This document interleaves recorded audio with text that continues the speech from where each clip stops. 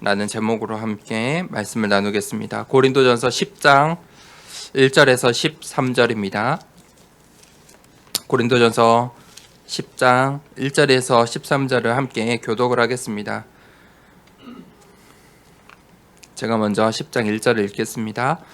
형제들아, 나는 너희가 알지 못하기를 원하지 아니하노니 우리 조상들이 다 구름 아래에 있고 바다 가운데로 지나며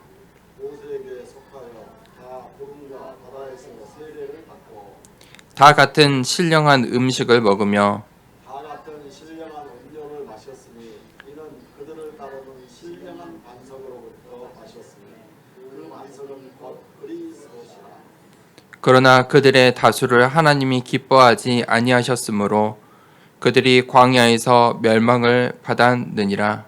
이러한 일은 우리의 본보기가 되어 우리로 하여금 그들이 악을 즐겨하는 것 같이 즐겨하는 자가 되지 않게 하려 하니 그들 가운데 어떤 사람들과 같이 너희는 우상 숭배하는 자가 되지 말라. 기록된 바 백성이 앉아서 먹고 마시며 일어나서 뛰논다 함과 같으리라. 그들 중에 어떤 사람들이 음행하다가 하루에 23,000명이 죽었나니 우리는 그들과 같이 음행하지 말라. 그들 가운데 어떤 사람들이 주를 시험하다가 뱀에게 멸망하였나니 우리는 그들과 같이 시험하지 말자.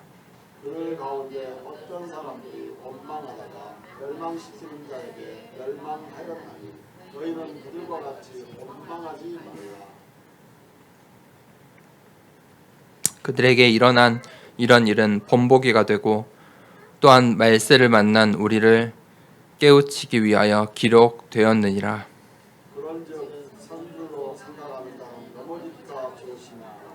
13절 함께 읽겠습니다. 사람이 감당할 시험 밖에는 너희가 당한 것이 없나니 오직 하나님은 미쁘사 너희가 감당하지 못할 시험 당함을 허락하지 아니하시고 시험 당할 즈음에 또한 피할 길을 내사 너희로 능히 감당하게 하시느니라. 아멘. 오늘 너희로 능히 감당하게 라는 제목으로 함께 말씀을 나누겠습니다. 이 하나님의 말씀에 이 흐름이 있습니다.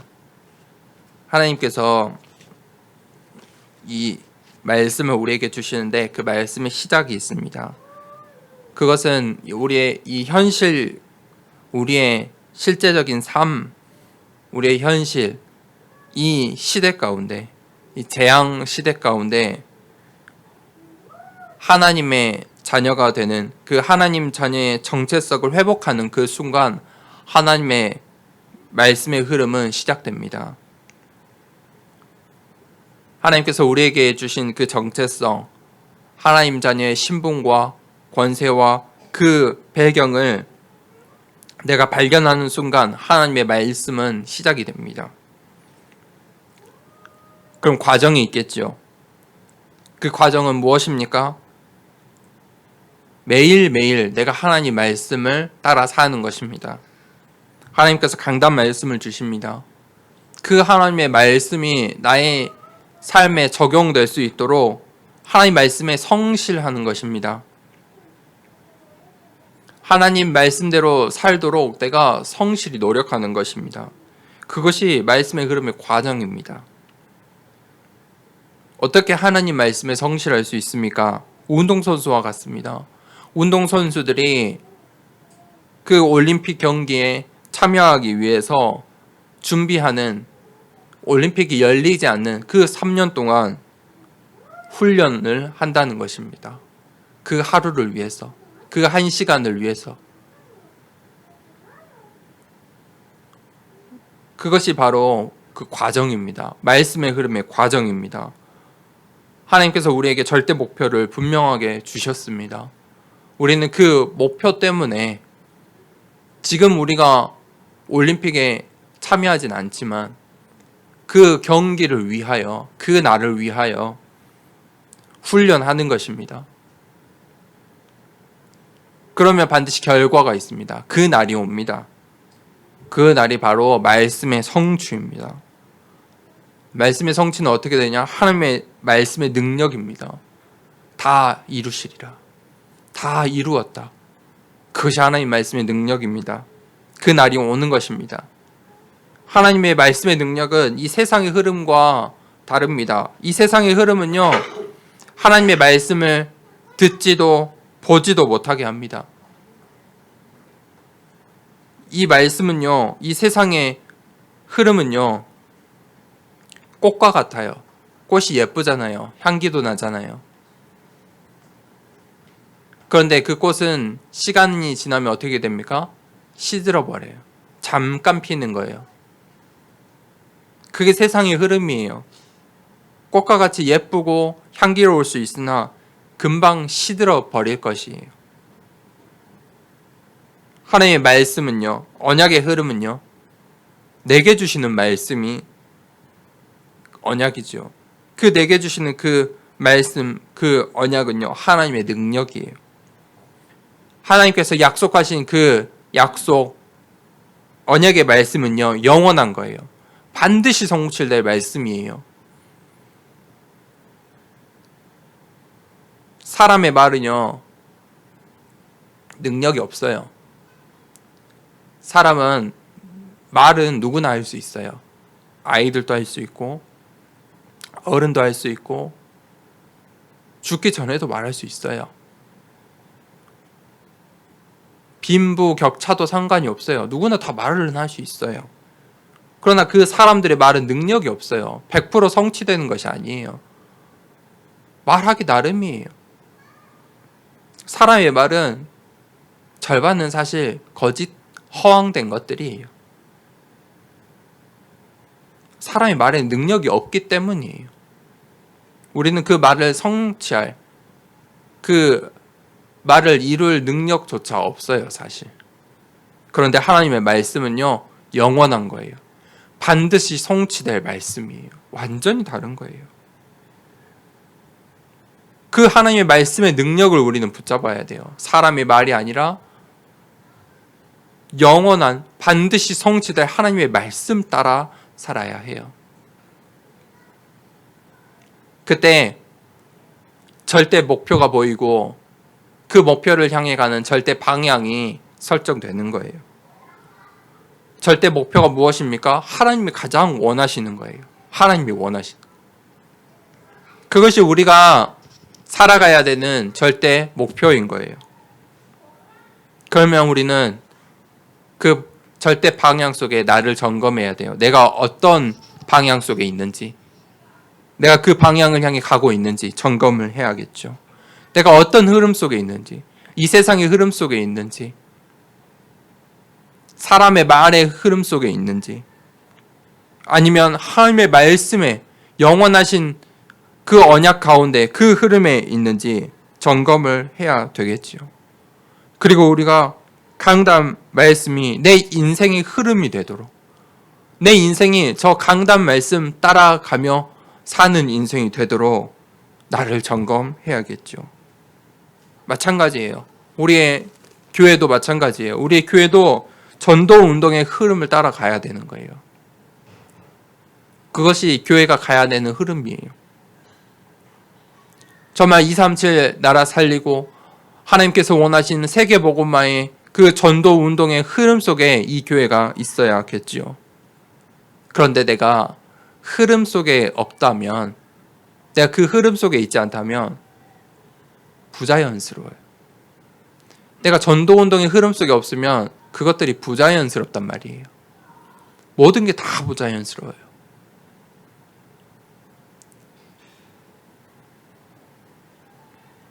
모든 말씀이 부자연스러워요.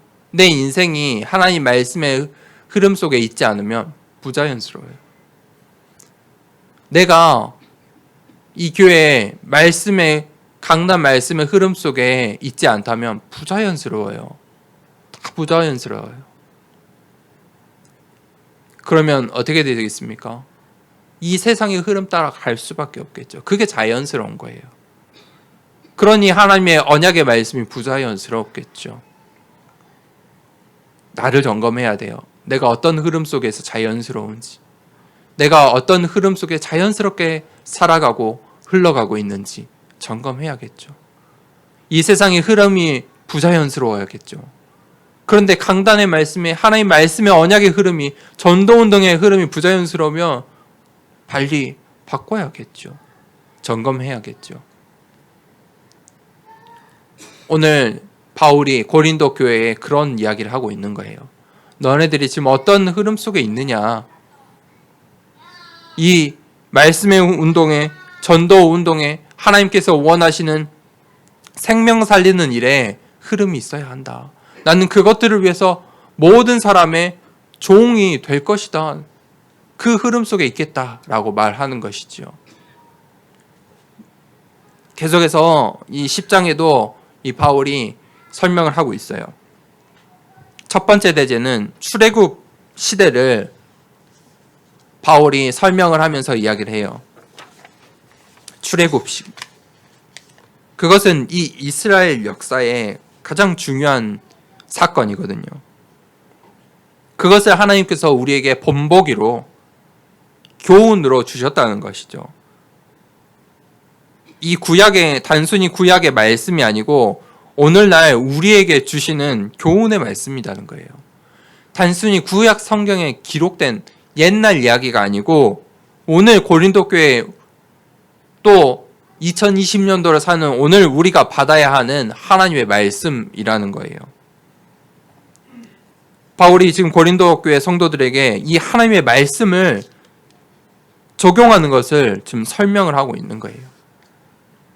오늘 2020년도 6월 첫째 주에 우리가 이 말씀을 우리의 현장에, 우리의 교회에, 우리 인생에 적용해야겠죠. 하나님의 말씀은 단순한 이야기가 아니에요. 스토리가 아니에요. 재밌는 이야기가 아니란 말이죠. 하나님의 말씀은요, 성취될 언약의 말씀이에요. 하나님의 약속이에요. 이 세상의 책은 단순히 이야기잖아요. 스토리잖아요. 그런데 하나님의 말씀은요, 성취된단 말이에요. 이루어진단 말이에요. 완전히 다른 것이죠. 그 하나님의 말씀을 오늘 우리가 발견해야겠습니다. 이 출애굽은요, 이스라엘 역사의 가장 중요한 사건이에요. 이스라엘 민족이 430년 동안 노예 생활을 했어요. 430년. 엄청난 시간이죠. 430년 동안 노예를 계속해서 후대들이 노예로 살았단 말이에요. 그런데 그 430년의 노예 생활을 끝을 내고 그 애굽 땅에서 출애굽하게 하나님께서 인도하셨어요. 무슨 말입니까? 이 구원이라는 것을 보여주신 거예요. 내가 너희를 선택했다. 그리고 내가 구해줄게. 그 구원의 역사를 실제적으로 체험한 것이 이 출애굽 역사이거든요. 그러니 바울이 그것을 이 세례와 함께 말하는 거예요. 형제들아, 나는 너희가 알지 못하기를 원하지 아니하노라. 이 하나님의 말씀을 몰라서 안 된다. 하나님 말씀을 잘 봐라. 우리 조상들이 다 구름 아래에 있고 바다 가운데로 지나며 모세에게 속하여 다 구름과 바다에서 세례를 받고, 그 출애굽이 세례를 받은 것과 지금 오늘날 우리가 세례를 받는 것과 똑같은 것 아니냐. 세례는 무엇입니까? 내가 이제 세상으로부터 구별된 자다. 그것을 이 교회와 이 세상 앞에 선포하는 것이죠. 세례 받았다는 것은 내가 이제 다른 인생을 살겠다. 내가 이제 하나님의 자녀로서 이 땅에 살겠다. 이 세상에 선포하는 것이죠. 고백하는 것이죠. 정체성의 변화를 교회 앞에 선언하는 거예요. 그것이 출애굽 사건과 같다는 거예요. 430년의 노예 생활을 하다가 출애굽한 그 출애굽 사건과 똑같은 사건이 바로 세례를 받은 사건이라는 거예요. 하나님께서 어떻게 우리를 출애굽하게 하셨습니까? 구름 기둥의 인도로 이 홍해를 건너게 하셨죠. 이스라엘 백성들을 하나님께서 실제적으로 눈에 보이게끔 구름 기둥으로 인도하셔서 홍해를 건너게 하셨어요. 체험케 하신 거예요. 무엇을 체험했습니까? 하나님의 인도하심. 하나님께서 인도하심. 실제적으로 인도하시는 것이죠. 그리고 하나님께서 그들을 보호하셨죠. 안전하게 보호하셨어요. 그리고 우리가 선택받은 하나님의 백성이구나. 그것을 알게 하신 사건이 이 홍해를 건너는 사건이죠. 이스라엘 백성들이 노예라는 430년의 그 예틀을 완전히 깨는 사건이에요. 언약의 백성으로 430년의 예틀을 깨버리고 새 틀의 언약을 붙잡고 나아가는 것이죠. 그것이 구름이에요. 그리고 하나님께서 그들을 광야로 인도하셨죠. 그 광야에서도 하나님께서 모든 것을 다 채워주셨어요. 3, 4절에 다 같은 신령한 음식을 먹으며 다 같은 신령한 음료를 마셨으니 이는 그들을 따르는 신령한 반석으로부터 마셨음에 그 반석은 곧 그리스도시라.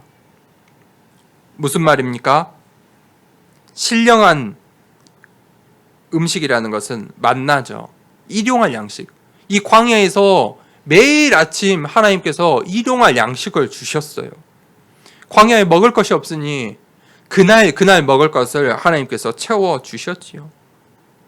그것이 무엇입니까? 신령한 음식, 바로 예수 그리스도의 몸을 상징하는 성만찬의 떡을 이야기하는 거예요. 지금 바울이 해석을 하고 있는 거지요.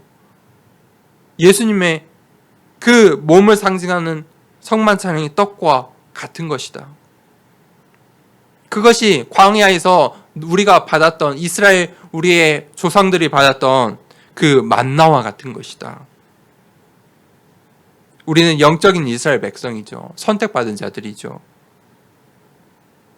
우리가 그 만나를 먹을 때, 우리가 그 성만찬의 그 떡을 먹을 때, 그 예식에 참여할 때 구원에 동참하는 것이죠. 그리고 광야에서 그 지역은, 그 중동 그 일대 지역은 전부 기름이잖아요. 먹을 수 있는 물이 없어요. 다 기름져 있어요. 그러니 하나님께서 그 광야에서 반석에서 물이 나게 하시는 것이죠. 물이 없으면 어떻게 됩니까? 죽을 수밖에 없잖아요. 그런데 하나님께서 살 수 있는 생명의 물, 생명수를 주셨어요. 그게 신령한 음료예요. 예수 그리스도의 피예요. 성만찬의 잔에 참여하는 거예요. 우주의 근원 되시는 예수 그리스도. 그 신령한 음료가 어디에서 나옵니까? 반석에서. 그 반석이 무엇입니까? 예수 그리스도예요. 그 출애굽한 이스라엘 백성에게 예수 그리스도의 언약을 주신 것이죠. 그 반석이 예수 그리스도이다. 모든 우주의 만물의 근원이다. 이 물의 근원이다. 생명의 근원이 바로 예수 그리스도이다. 출애굽할 수 있었던 것도 바로 그 예수 그리스도의 은혜 때문이죠. 우리가 세례 받을 수 있는 것도 예수 그리스도의 은혜 때문이에요. 우리가 만나를 먹을 수 있는 것도, 일용할 양식을 먹을 수 있는 것도 예수 그리스도의 은혜 때문이에요. 우리가 반석에서 이 생명의 물을 먹을 수 있는 것도 예수 그리스도의 은혜 때문이죠.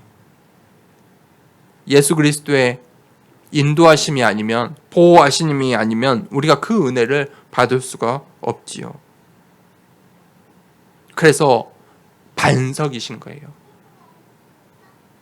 예수 그리스도가 우리 인생의 반석이에요. 만나와 물의 반석이에요.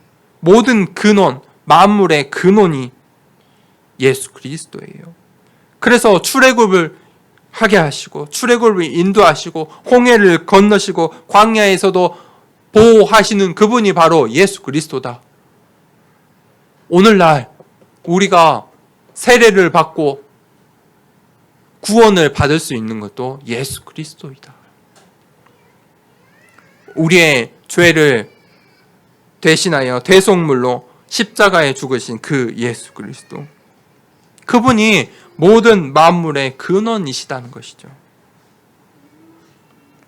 그런데 이스라엘 백성들이 그 예수 그리스도의 은혜를 받았음에도 불구하고 어떻게 하였습니까?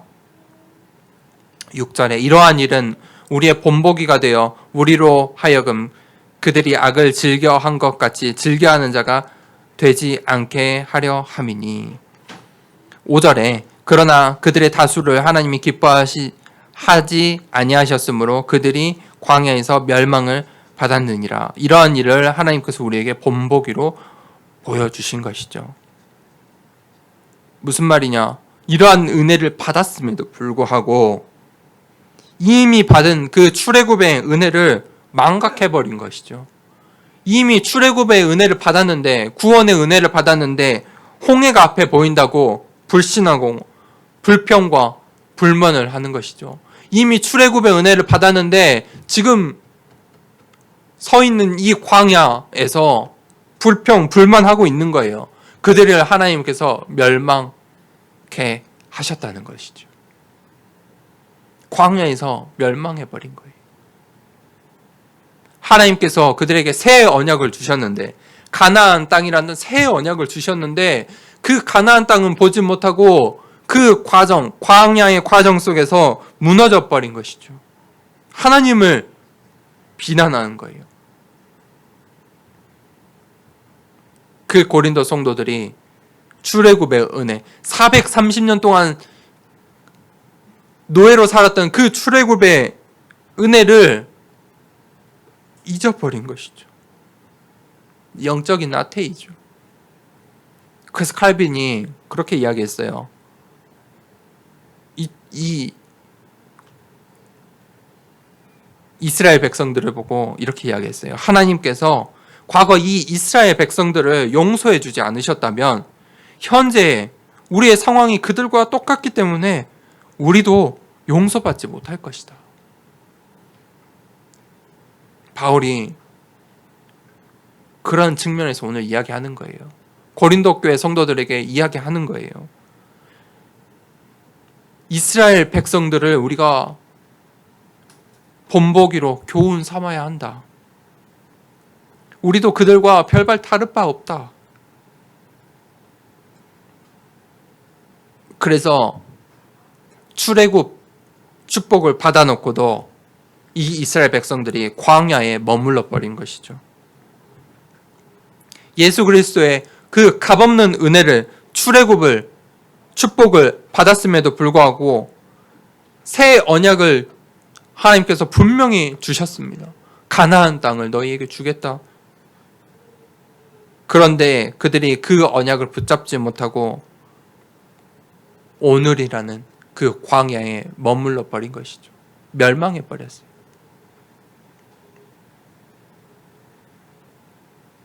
두 번째 대지입니다. 하나님께서 이 광야를 시험으로 주셨어요. 그게 7절에서 11절이에요. 시험은요, 훈련으로 주신 거예요. 학교에서 우리 아이들이 이제 초등학교, 중학교 때부터 시험을 계속 보죠. 대학 때까지. 또 직장에 취업해서도 계속해서 시험을 봐요. 시험을 왜 봅니까? 확인을 하는 것이죠. 수준을 확인하는 거예요. 그 시험을 준비하면서 훈련을 하는 것이죠. 초등학교를, 중학교를, 고등학교를 훈련하는 거예요. 시험을 잘 봤냐 못 봤냐 중요한 것이 아니죠. 그 훈련에 얼마큼 성실하게 임했느냐. 하나님께서 광야를 이스라엘 백성들에게 시험으로 주신 것이죠. 왜 그렇습니까? 430년에 예틀을 깨야 하기 때문이에요. 이 가나안이라는 새 언약의 새 틀로 바꿔야 하기 때문이에요. 그렇기 때문에 그 과정이 반드시 필요한 거예요. 7절에 그들 가운데 어떤 사람들과 같이 너희는 우상 숭배하는 자가 되지 말라. 기록된 바 백성이 앉아서 먹고 마시며 일어나서 뛰논다 함과 같으니라. 그들 중에 어떤 사람들이 음행하다가 하루에 2만 3천 명이 죽었나니 우리는 그들과 같이 음행하지 말자.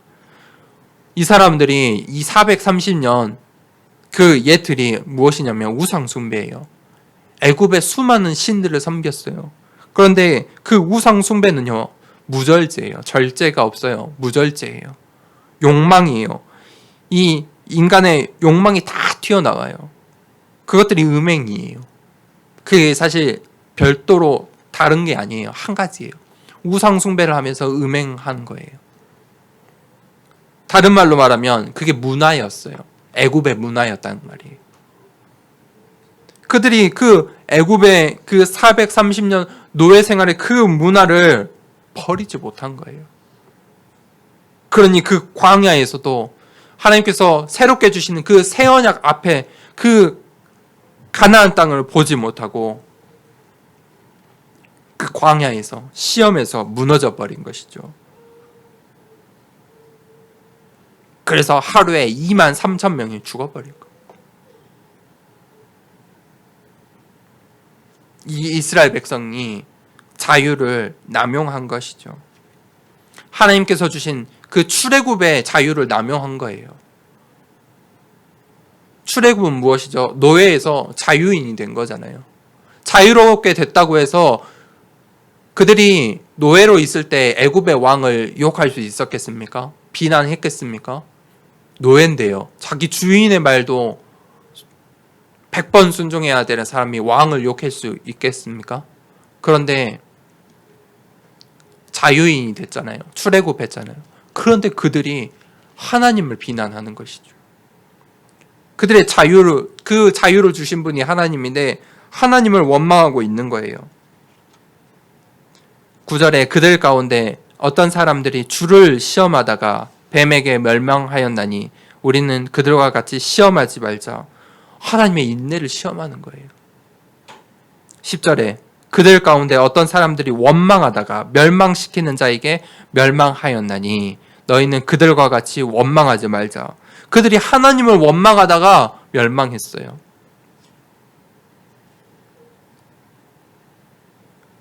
하나님의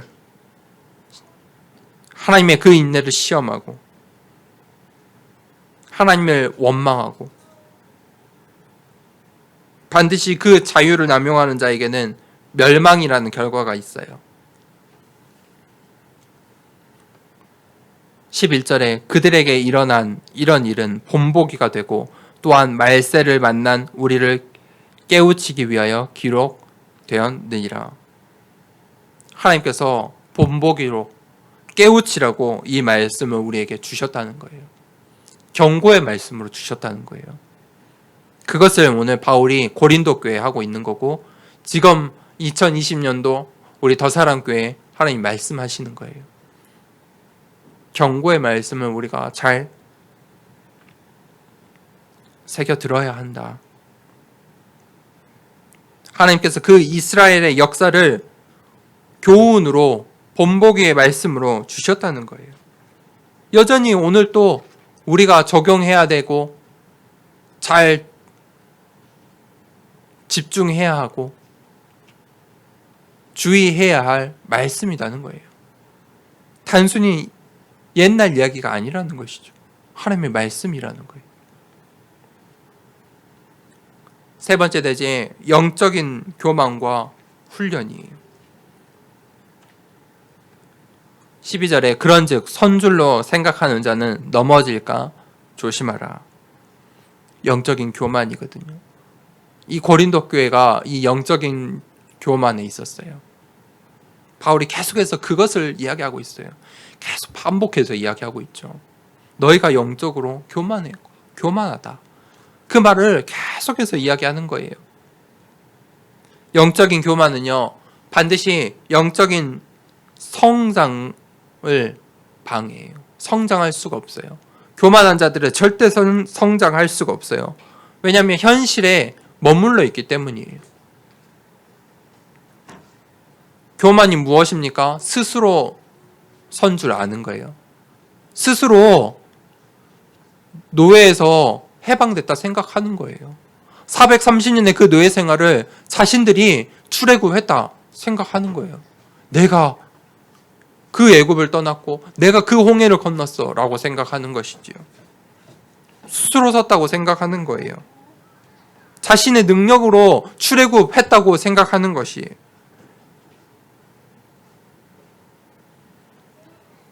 그러니 고린도 교회 성도들이 어떻게 했습니까?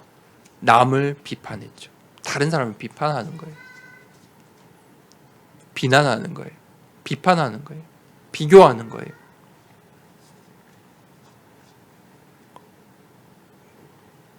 또는 낙심하는 거예요. 우리는 할 수 없어. 광야에서 낙심해버린 거예요. 우리는 저 가나안에 갈 수 없어. 하나님은 가나안 땅의 새 언약을 너희가 갈 것이다. 거기에 민족을 이룰 것이고 언약의 계보를 완성할 것이다. 하나님은 그렇게 말씀하시는데 이스라엘 백성들이 낙심하는 거야. 우리는 할 수 없어. 우리는 광야에서 다 죽을 거야. 먹을 것도 없잖아. 마실 물도 없잖아. 고린도 교회 성도들이 그러고 있던 거예요. 우상의 음식을 먹으면 우리가 다시 옛날처럼 죽을지도 몰라. 멸망할 거야. 저주를 받을 거야. 다 끝났는데. 고린도 교회 성도들이 또 한편에서는 낙심해 있었다는 거예요. 그 우상 숭배 문화, 오늘 이 재난 그 시대에 무릎 꿇어버린 것이죠. 하나님의 말씀을, 하나님의 능력을 무시하는 거예요. 정확하게 붙잡지 못하는 것이죠. 하나님께서는 하시겠다고 하는데 하나님께서 하실 수 없어.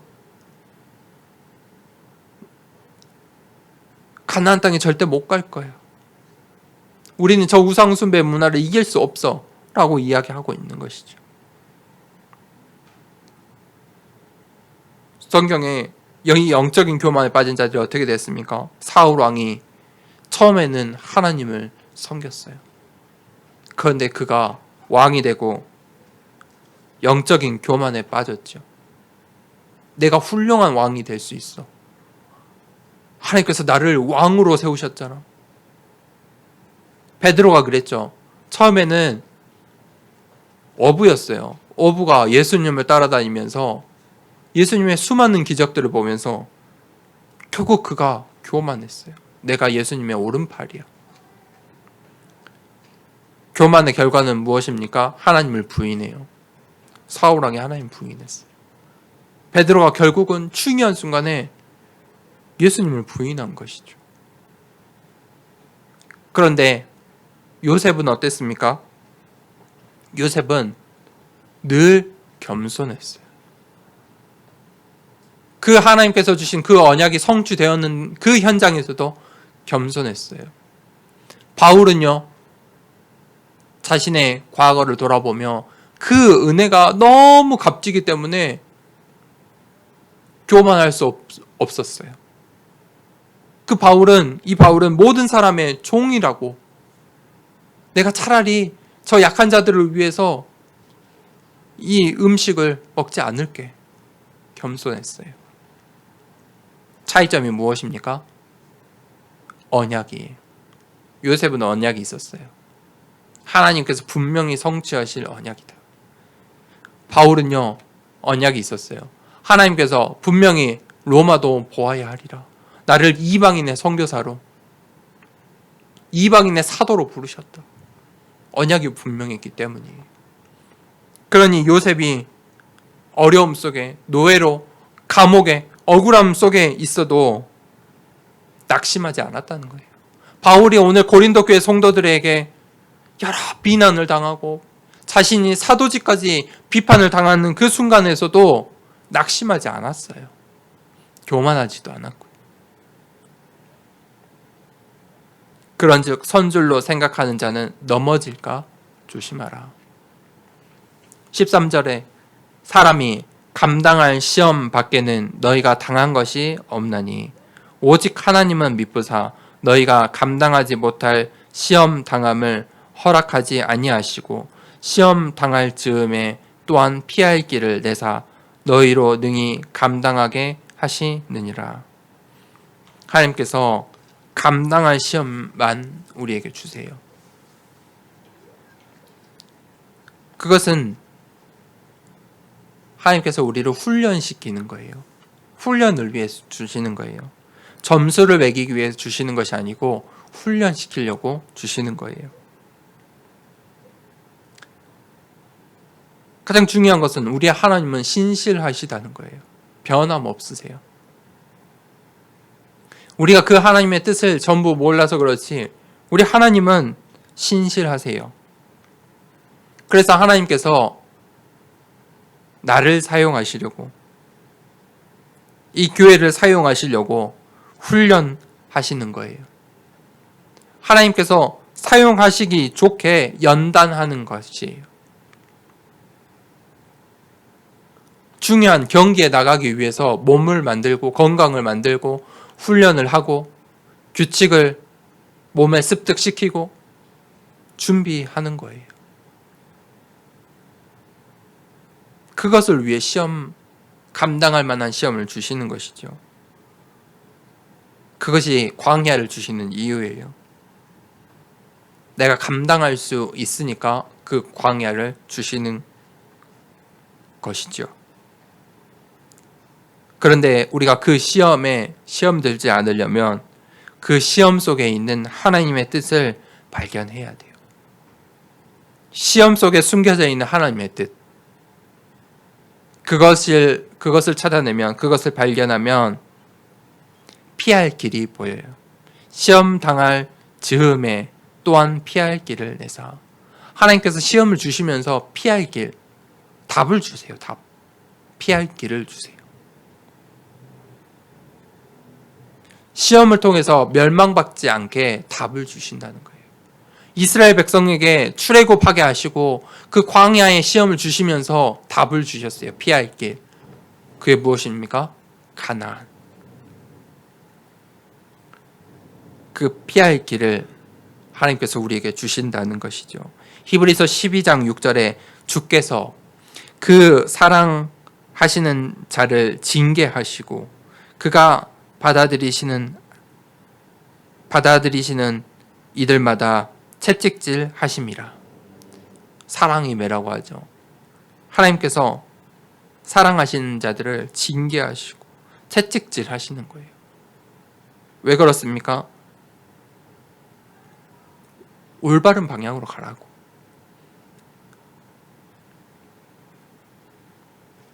그것이 아니라고.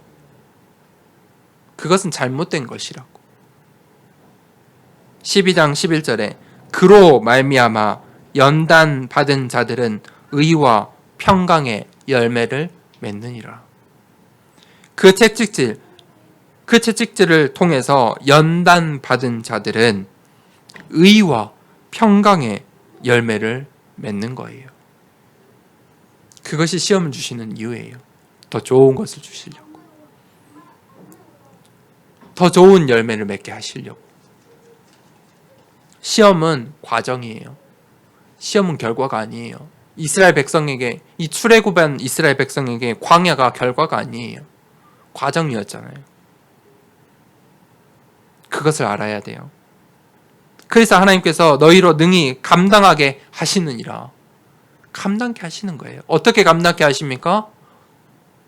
우리에게 만나를 주시고 생명수를 주시면서 감당케 하신다는 거예요. 우리는 감당할 수 있는 힘이 없어요.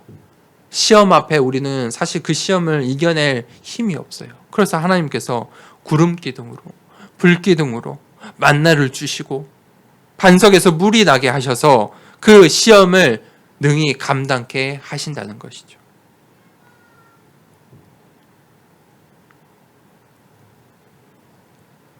결과는 무엇입니까? 하나님의 말씀의 성취예요. 하나님께서 약속하신 그 약속이 성취되는 것이에요. 가나안 땅이에요. 그것이 결과예요. 결론을 내리겠습니다. 우리가 두 가지 기억해야 되는데, 첫 번째는 이미 받은 축복을 반드시 기억해야 돼요. 하나님께서 이미 주신 것들이요. 오늘 우리가 살고 있다고 오늘에 빠져 있고 내일을 걱정하는 것이 아니라 이미 받은 것들을 생각해야 돼요.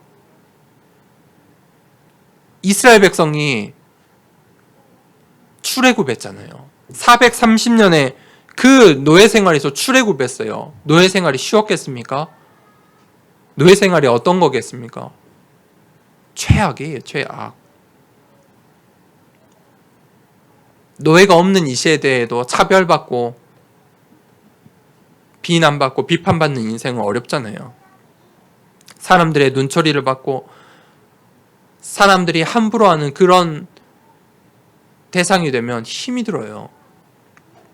사는 이유가 힘든단 말이에요. 그런데 그보다 더한 것이 노예잖아요. 그냥 너는 노예야 인정하는 것이잖아요. 정체성이잖아요. 그런 430년의 노예 생활을 출애굽하게 하신 그 축복, 그것을 우리가 이미 받았다는 거예요. 그게 구원이죠. 우리가 이제 자유인이 되었어요. 더 이상 노예로 살지 않아도 돼요. 그게 우리의 신분이에요. 불기둥으로 물기둥으로 인도하시는 그 하나님, 하늘 보좌가 우리의 배경이에요. 그것에 우리가 먼저 감사해야 돼요. 이미 받은 것. 그것에 감사하지 못하면 오늘의 이 광야에 넘어지는 거예요. 교만하고 낙심하게 되는 거예요. 더 나아가서는 하나님을 비난하게 되는 것이죠. 두 번째는 무엇입니까? 받을 축복이에요. 하나님께서 이 광야의 시험을 우리에게 주시면서 피할 길을 주셨어요. 그것을 이겨낼 힘까지 주셨어요. 그게 바로 받을 축복이에요. 그게 바로 언약이라는 거예요. 그게 바로 우리가 오늘을 살아야 되는 이유예요. 하나님께서 우리에게 언약을 주셨어요. 내가 더 좋은 것을 줄게 약속하셨어요. 내가 출애굽보다 더 그 애굽에서 살던 지금 이 광야에서 사는 것보다 더 좋은 것을 줄게. 우리 신실하신 주님이 주신 축복이에요. 그게 언약이에요. 그 가나안 땅이에요. 그것을 위해서 우리가 무엇을 해야 합니까? 훈련하는 거예요. 연단하는 거예요. 좋은 열매를 맺기 위해 훈련하는 거예요. 영적인 군사가 되고 경계하는 자가 되는 거예요. 하나님께서 이 모든 것을 또한 감당할 힘을 주세요. 만나를 주시고 일용할 만나를 주시고 생명 살리는 생명의 생명수를 주세요. 그리고 구름 기둥으로 불 기둥으로 우리를 인도하세요. 우리가 정말 이미 받은 축복, 그리고 우리가 받을 축복을 반드시 기억하고 이 말씀을 우리의 삶에, 우리의 교회에, 오늘 우리의 시대에, 우리의 가정에 적용하여 한 주간 동안 이 강단 말씀에 성취되는 축복 맛보길 원합니다. 너희로 능히 감당하게 하시느니라. 그분이 바로 우리의 하나님이십니다. 이 시간에 같이 기도하도록 하겠습니다. 하나님께서 능히 감당할 것들을 우리에게 주셨습니다. 하나님께서 오늘 나를 사용하겠다고 말씀하십니다. 우리의 자녀들을 사용하겠다고 말씀하십니다. 우리의 교회를 사용하겠다고 말씀하십니다.